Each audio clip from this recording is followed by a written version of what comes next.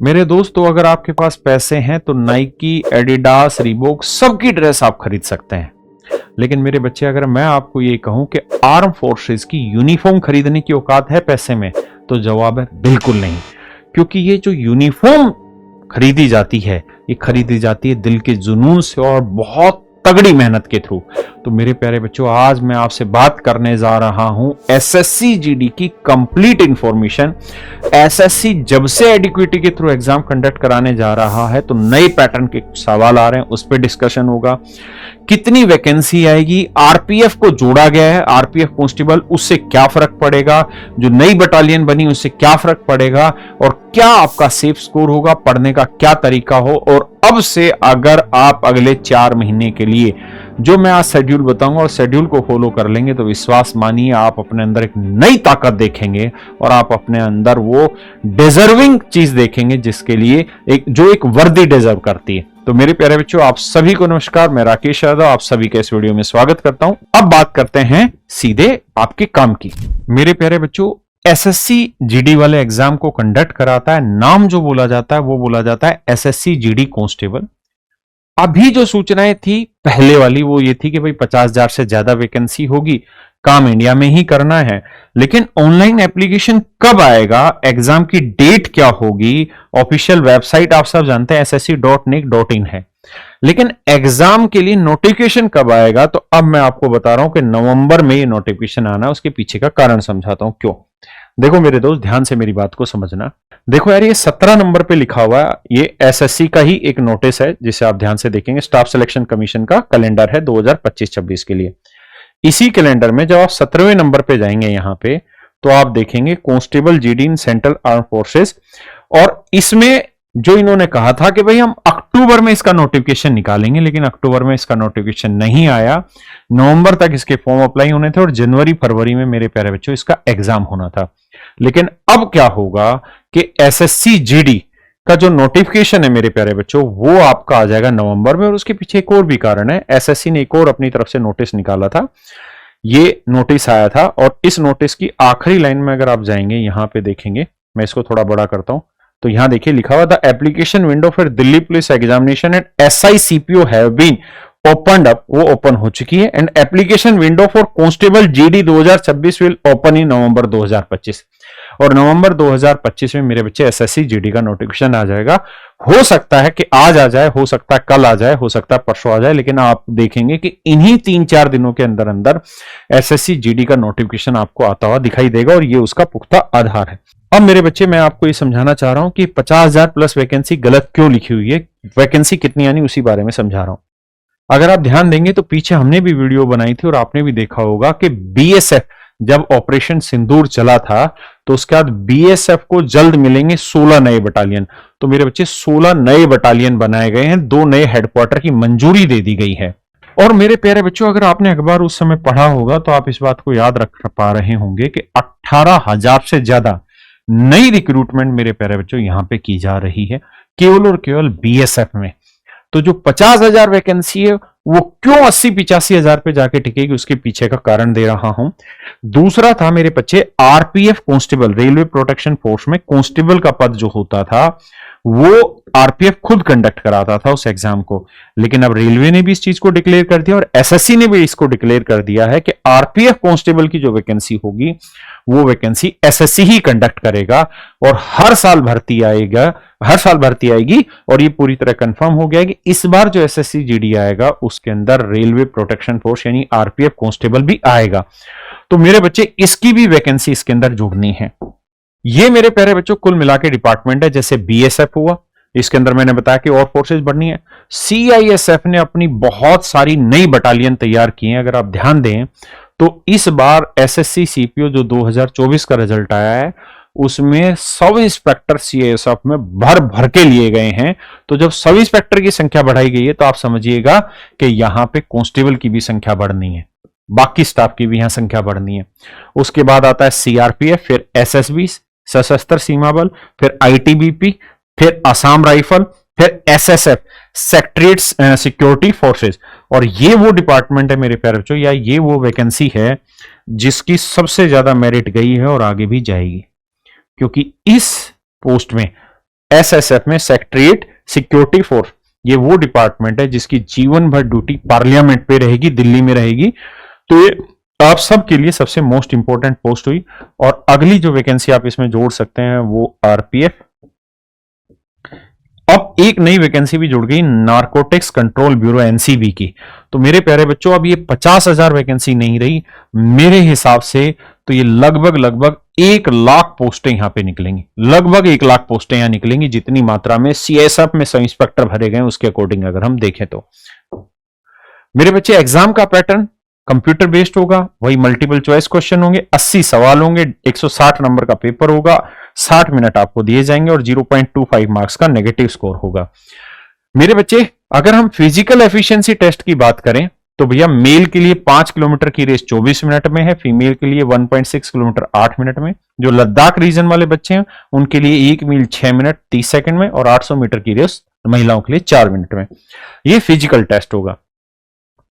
ये मेरे बच्चे 80 सेंटीमीटर की छाती और 5 सेंटीमीटर का एक्सपेंशन होना चाहिए, हाइट 170 सेंटीमीटर होना चाहिए, और बाकी कैटेगरी के लिए ये छूट है। महिलाओं के लिए 157 सेंटीमीटर हाइट होनी चाहिए, तो ये महिलाओं के लिए रिक्वायरमेंट है।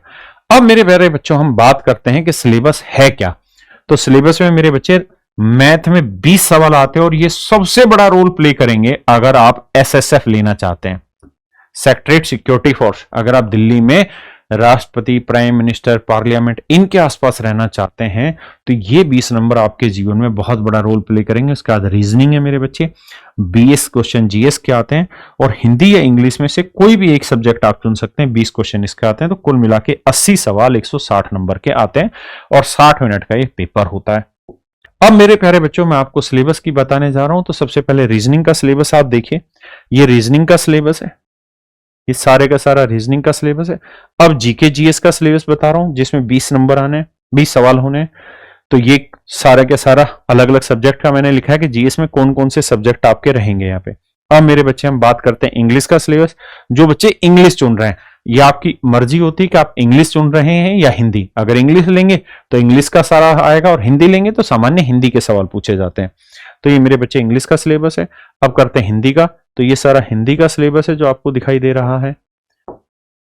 अब आते हैं मेरे बच्चे सबसे बढ़िया चीज पे, मैथ पे, जो मेरा ही हिस्सा है। तो हम उस पर बात करते हैं डिटेल में। देखिए मेरे दोस्त, अगर हम मैथ में बात करें तो कुल मिला के 2 हिस्सों में बांटते हैं, अरिथमेटिक और एडवांस। अगर अरिथमेटिक की मेरे बच्चे बात करूं तो लगभग 80% से ज्यादा नंबर अरिथमेटिक के रहते हैं, और लगभग 20% के आसपास का स्कोर एडवांस मैथ का आता है। और एडवांस में बहुत हल्का, बहुत इजी पूछा जाता है। अरिथमेटिक की बात करें तो percentage, profit loss, discount, ratio, partnership, age, time and work, pipe and cistern, मिश्रण, चाल, समय, दूरी, औसत गति, रेलगाड़ी, नाव, धारा, दौड़, औसत, साधारण ब्याज, चक्रवृद्धि ब्याज, महत्व, समापवर्तक, सरलीकरण, संख्या पद्धति, घातांक एवं करनी, ये सारी चीजें पूछी जाती है। एडवांस मैथ की बात करें तो एपीजीपी वाली सीरीज है, एल्जेब्रा है, ट्रिगो है, ज्योमेट्री है, मेंसुरेशन है, स्टैटिस्टिक्स है, प्रोबेबिलिटी है। इस समय जो नया पैटर्न चल रहा है, उस नए पैटर्न में मेरे बच्चे इन चीजों पे सवाल अक्सर पूछ लिए जाते हैं, इन चीजों पे सवाल अक्सर पूछ लिए जाते हैं। बहुत हल्का कॉन्सेप्ट होता है लेकिन लगातार पूछे जाते हैं। तो ये आपका मैथ का सिलेबस है।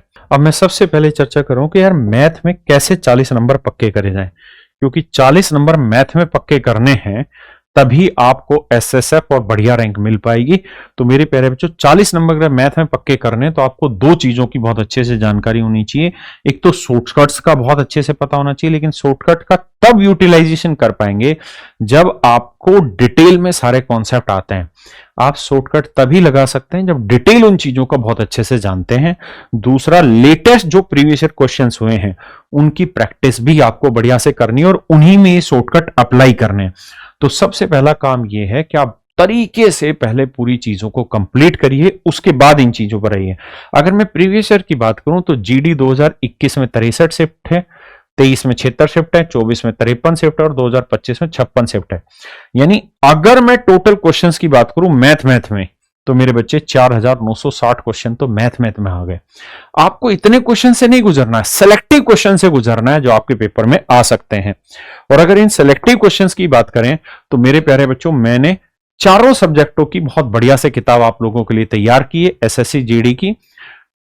और ये किताबें आपको अगले 10 दिन बाद में इसे लॉन्च कर देंगे। अभी हमने प्रिंटिंग पे भेजी हुई है, 10 दिन के अंदर ये किताबें आ जाएंगी एसएससी जीडी की।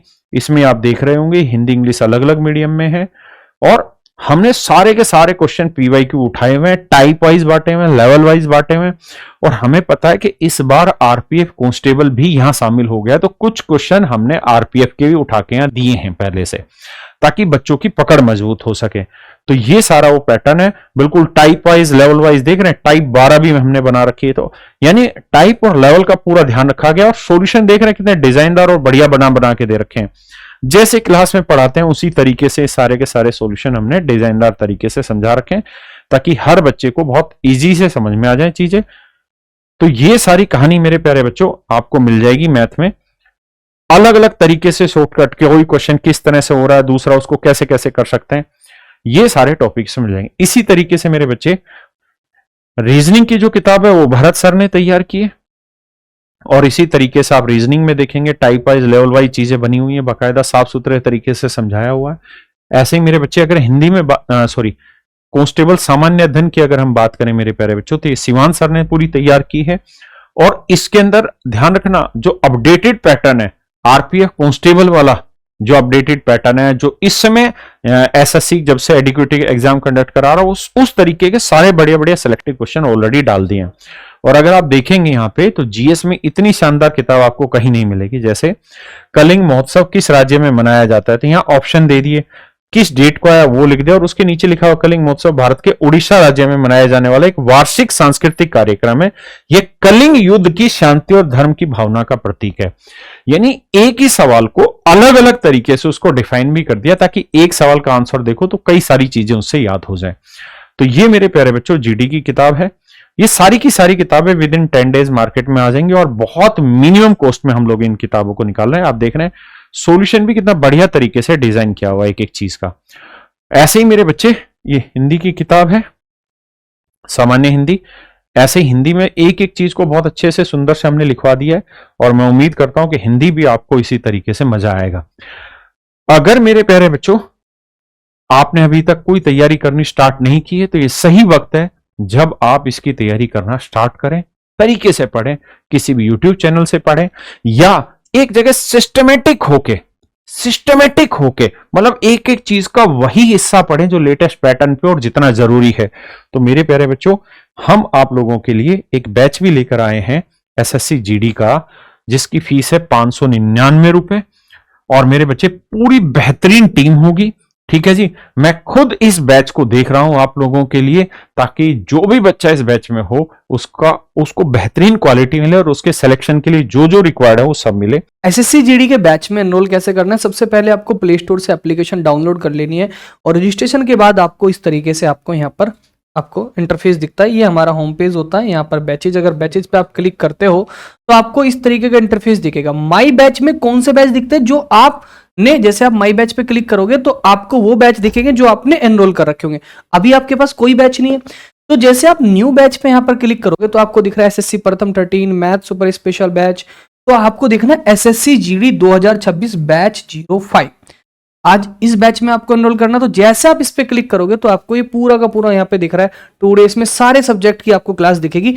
आपको नीचे जाना है, बाय नाउ पे क्लिक करना, और जैसे आप बाय नाउ पे क्लिक करोगे तो यहाँ पर बैच कोड, स्टार्ट डेट, कब से हो रहा है, वो पूरी वैलिडिटी यहाँ पर आ जाएगी। और यहाँ पर आप जैसे इसको प्रोसेस करोगे तो यहाँ पर प्रोसेस करने के बाद यहाँ पर आपको पेमेंट करने का मेथड यहाँ पर आ जाएगा। आप यूपीआई कार्ड जिस तरीके से आप करना चाहते हो यहाँ से आप पेमेंट कर सकते हो।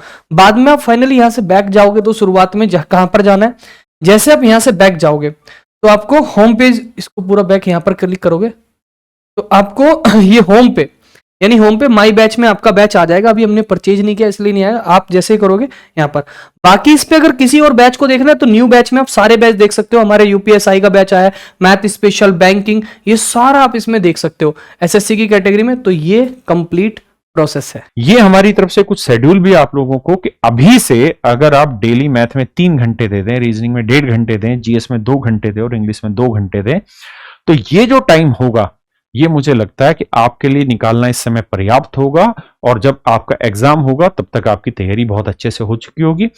मैंने आपको बताया नवंबर में इसका नोटिफिकेशन आ जाएगा और फरवरी में आपको इसके एग्जाम होने के चांसेस हैं। और एसएससी बहुत सिस्टमेटिक कराता है, ये पूरे दिन का शेड्यूल बना के दिया। 6 बजे उठिए, रात 9:30 बजे सो जाइए।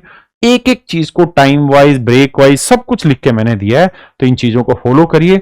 उम्मीद करता हूं कि आपको ये सारी चीजें समझ आई होंगी। और मेरे प्यारे बच्चों, अगर आप ये चाहते हैं कि जितने भी प्रीवियस ईयर के क्वेश्चन हो सारे के सारे आपको पीडीएफ फॉर्मेट में मिल जाए और बढ़िया से वेल डिजाइन तरीके से मिल जाए, तो आप सब लोग अपने कमेंट्स में उस डिमांड को लिखिए कि पीवाईक्यू प्रोवाइड। मैं देखूंगा कि कितनी आप लोगों की जरूरत है और उसके हिसाब से हम सभी बच्चों को फिर ये सारी सुविधाएं प्रोवाइड करा देंगे। तब तक पॉजिटिव रहिए, अपने टाइम का बेस्ट यूटिलाइजेशन करिए और मेरे प्यारे बच्चों, जितनी ज्यादा हो सके उतनी प्रैक्टिस करते रहिए। आपका जीवन बहुत जल्दी सफल होगा। ये आने वाले 4 से 5 महीने आपके जीवन में एक नई ज्योति जगाएंगे। और मेरे प्यारे बच्चों, स्वामी विवेकानंद जी ने भी एक बात कही है, उठो, जागो और तब तक भागो जब तक वर्दी आपके कंधे पर ना पहुंच जाए। नमस्कार, धन्यवाद, थैंक यू।